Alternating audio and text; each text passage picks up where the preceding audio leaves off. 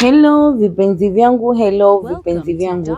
Leo tarehe 23 mwezi wa 7 mwaka 2026, Mercury inaanza kusonga mbele, na usiku wa leo inapofika saa 1 Mercury itaanza kusonga mbele.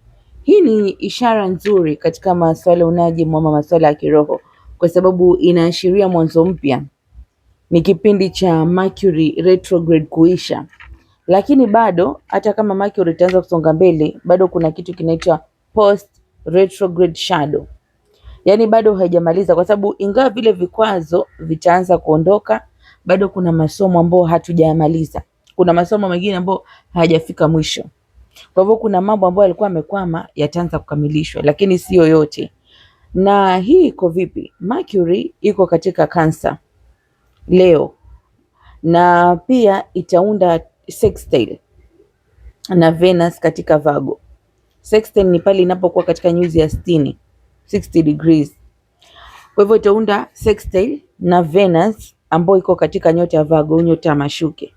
Huu muunganiko si muunganiko tu, huu ni muunganiko wa kufungua milango ya mawasiliano mazuri. Ni muunganiko ambao ni wakati wa kufanya maamuzi sahihi. Ni muunganiko ambao utafanya yani kuleta maendeleo katika mapenzi, masuala ya fedha, kazi, na pia nishati ya fursa zinaweza kuja. Lakini hata hivyo itachukua hatua.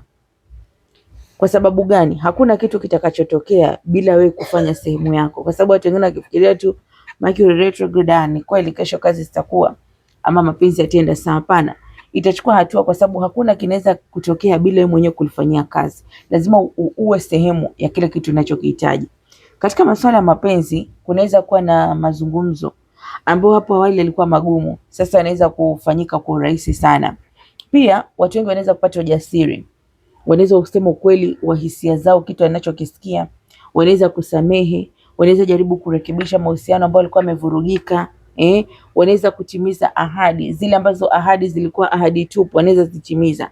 Pia matendo yao yanaweza kuwa na nguvu zaidi kwa kitu ambacho wanataka kifanikishe.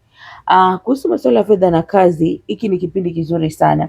Mercury inapoenda retrograde na pia imeform sextile na Venus, ni kipindi kizuri sana. Kama kuna mikataba unafaa kusign, wewe sign hiyo mikataba ambayo ilikuwa imechelewa, isign. Ni wakati mzuri sana kupanga bajeti yako. Unaweza anzisha pia miradi, unaweza pia kufanya maombi ya kazi. Sasa ni wakati mzuri kama unatafuta kazi, nenda kaombe kazi, usiogope. Pia unaweza kununua vitu ambavyo umesubiri kwa muda mrefu. Kuna ile mipango ambayo umekuwa ukifanya, mipango ya fedha. Sasa ni wakati mzuri sana wafanya mipango yako ya kifedha kwa umakini mkubwa. Pia ile maamuzi ambayo yamekuwa kichelewesha sasa inaweza kufanyika kwa uwazi zaidi hasa hichi kipindi. Pia ni kipindi kizuri cha uponyaji wa ndani, kwa sababu wakati huo huo jua liko katika Leo, lakini lita form square na Chiron ambayo iko katika nyota ya Taurus.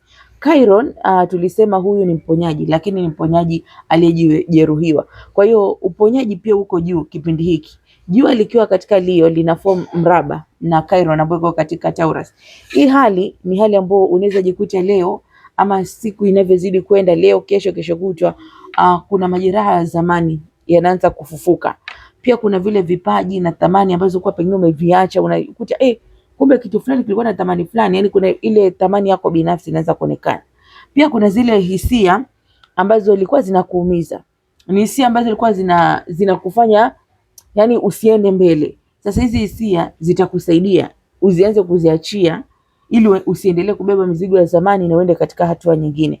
Pia unaweza jikuta kuwa kuna msukumo wa kuachana na tabia, pengine uko na tabia za kujikosoa, mimi hivi, ile kujikosoa kupita kiasi.